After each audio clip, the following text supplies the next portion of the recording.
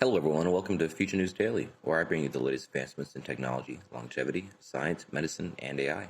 Today is Saturday, December 31st, 2022. Don't forget to like, subscribe, and hit the notification bells. With that being said, let's get started.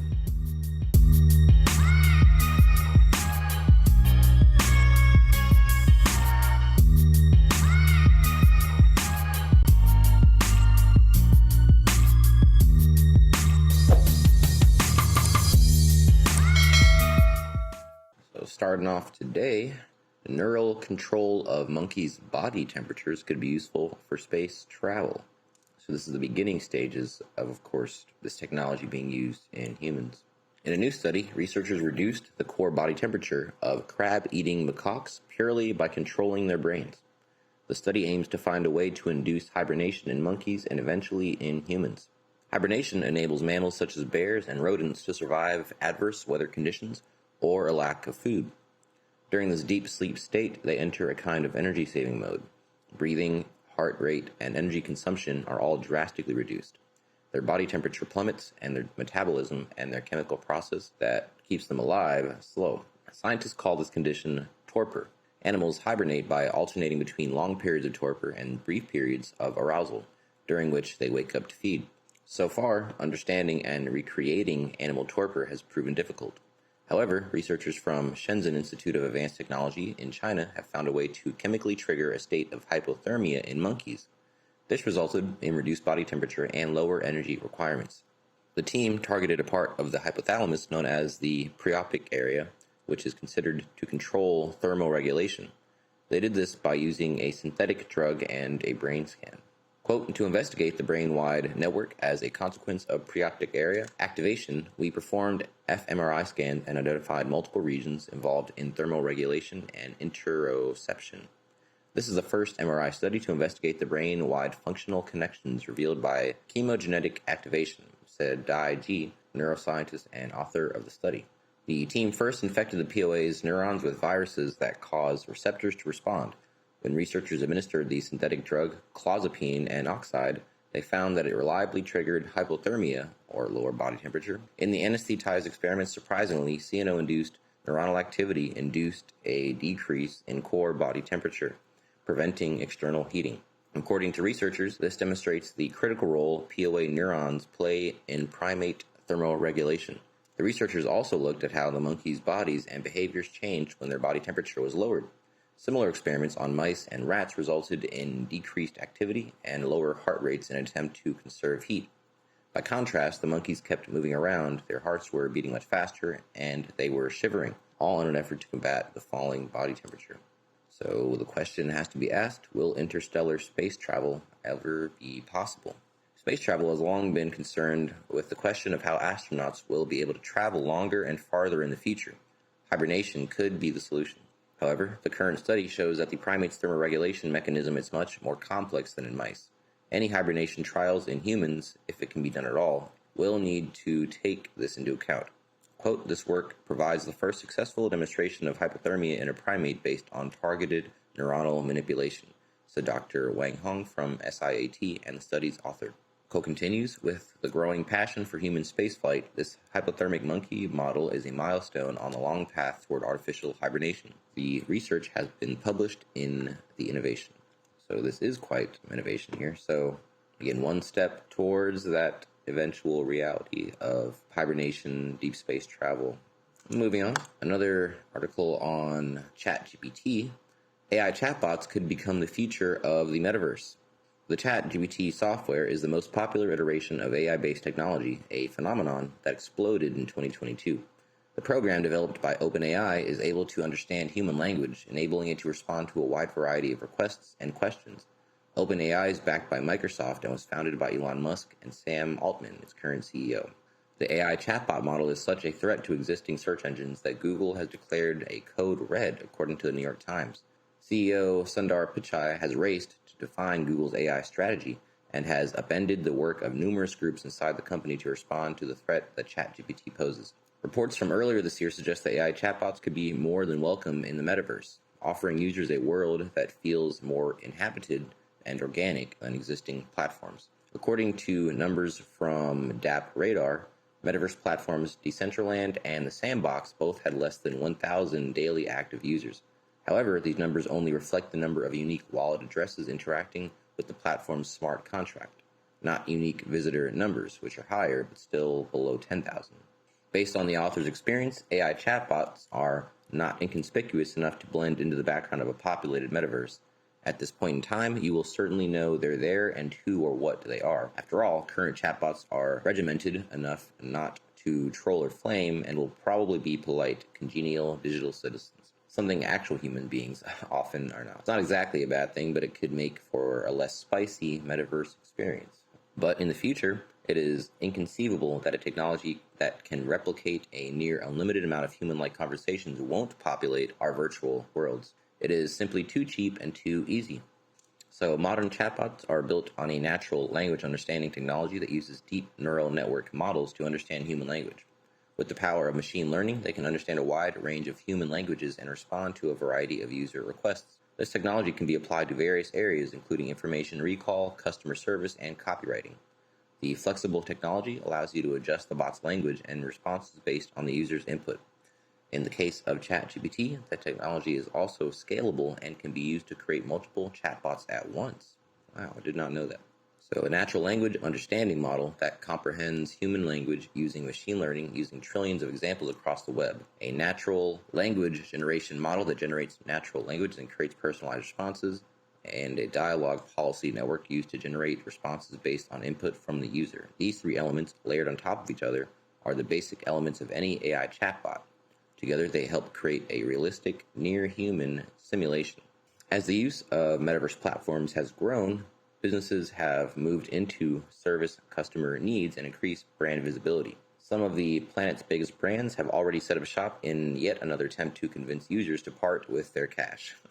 Calvin Klein, Burberry, Nike, Louis Vuitton, and even KFC have all set up digital stores in Decentraland over the past 2 years. AI-based chatbots offer these corporate giants the ability to staff these stores without adding to their salary bill. Customer service chatbots have been relatively commonplace since the mid-2000s. Smarter Child had teens and tweens talking to a computer on MSN Messenger as early as 2001. But this new generation of AI offers a level of sophistication the naughties could only dream of. I'm not sure what term that means. Anyway, this human-like customer service can offer to onboard to elements of the metaverse, which often confuse and confound non-crypto natives. Not everyone has a Web3 aficionado friend to ask about DeFi protocols. Scrolling through forums and online guides can smooth the learning curve, but advanced AI chatbots could remove complex terminology altogether, opening up decentralized banking services and NFTs to many more. There are downsides, however. The proliferation of cheap, near unlimited chatbots as walking, talking avatars could make the metaverse appear unauthentic. Anyone who has had significant interaction with a modern chatbot will know there is something a little off about them. The answers, whilst impressive, can be formulaic. According to a report by Barracuda, bots already make up 64% of internet traffic. While most bots are materially different from AI-powered avatars, it's not unfeasible we could see a similar domination in the metaverse. They are also wrong a lot of the time. Ask any leading AI chatbot questions, you're bound to find an inaccurate response. What's more, they often communicate their inaccuracies with exigent certainty. When Zuckerberg's Meta released Galactica, an AI language model trained on academic papers, it survived only 3 days online and was quickly folded due to wrong and biased results. There is also a risk that AI chatbots, like ChatGPT, add yet another layer of intrusion to surveillance capitalism. If, in the near future, we spend a significant amount of time on metaverse platforms, a world populated by AI chatbots will just be the latest addition to the big data economic model. The use of faux human avatars will require a degree of restraint on the part of platforms and users. Otherwise, regulation will inevitably follow. Whilst the benefits certainly outweigh the pros, there may come a time when the balance is lost. After all, in a potential dystopian future, how will you know who is human and who is not? The only reason you know a human wrote this article is that, I hope, it doesn't read like a robot tapping away at a keyboard. In the future, that distinction simply won't exist, or may not exist.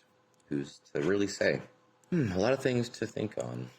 So next up, solar-powered cells. Light-activated proton pumps generate cellular energy and extend life.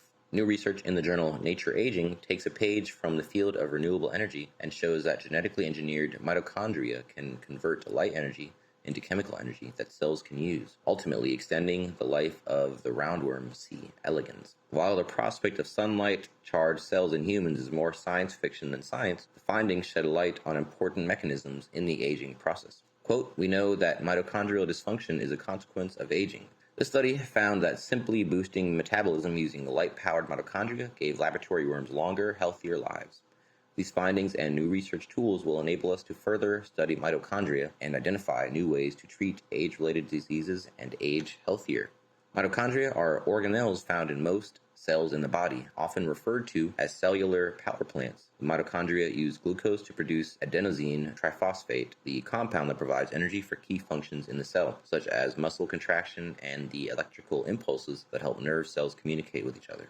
Production of ATP is a result of a number of reactions made possible by the exchange of protons across a membrane that separates different compartments in mitochondria, ultimately forming a process called membrane potential.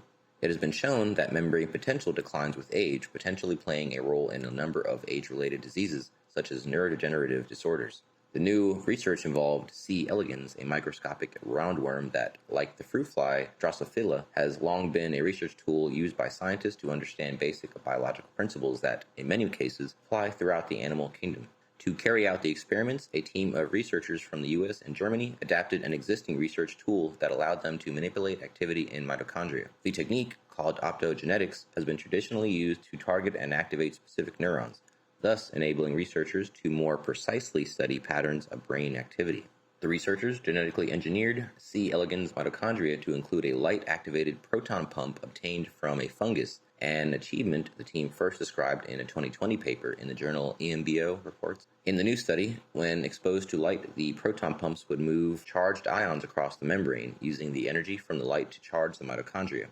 This process, which the researchers dubbed mitochondria-ON, increased membrane potential and ATP production and resulted in a 30 to 40% increase in lifespan of the roundworms. Quite significant increase. Brandon Berry, PhD, who received his doctoral degree in physiology from the University of Rochester and is now a postdoctoral scholar at the University of Washington, is first author of both studies. Quote, "Mitochondria are similar to industrial power plants in that they combust a source of carbon, primarily glucose, to produce useful energy for the cell." Quote continues, "What we have done is essentially hooked up a solar panel to the existing power plant infrastructure. In this instance, the solar panel is the optogenetic tool MTON. The normal mitochondrial machinery is then able to harness light energy to provide ATP in addition to the normal combustion pathway." The study is important because it provides research with more insight into the complex biological roles that mitochondria play in the human body, a topic that the scientific community is only now beginning to understand. The study also creates a new method to manipulate and study mitochondria in the environment of a living cell. This could serve as an important platform to study mitochondria and identify ways to intervene and support function. The article ends with a quote, "We need to understand more about how mitochondria truly behave in an animal," said Berry. "First in worms, like the current study, but then in human cells, in culture, and in rodents. That way, future research will be well informed to target the most likely players in human disease and aging." All right. And last up today, Aska eVTOL, an electric 4-seat flying car set to debut at CES. So here it is right here. There's a lot going on up the top. I guess it's like folding propellers. Looks like this one looks like the most practical model, something that could actually be driven and, of course, take off. So this eVTOL will be showcased at the upcoming CES 2023, set to take place on January 5th through the 8th, so next week sometime. If anyone is at CES 2023, you might be lucky enough to catch a glimpse of this. That would be really cool. So Consumer Electronics Show always ends up bringing a lot from the auto industry. The 2023 CES will be no different, as the likes of Volkswagen are taking wraps off new electric vehicles, and Audi will be showcasing its virtual reality powered entertainment system. And then there are electric vehicle concepts, some of which can also fly. Aska claims that its flying car can actually be driven on the road while it can seat forward.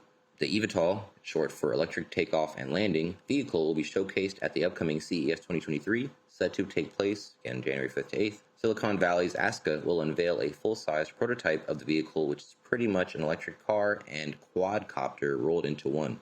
Some of the salient features of the car include 4-seater, vertical takeoff and landing, short takeoff and landing, full electric system with range extender, flight range up to 400 kilometers, flight speed up to 240 kilometers per hour.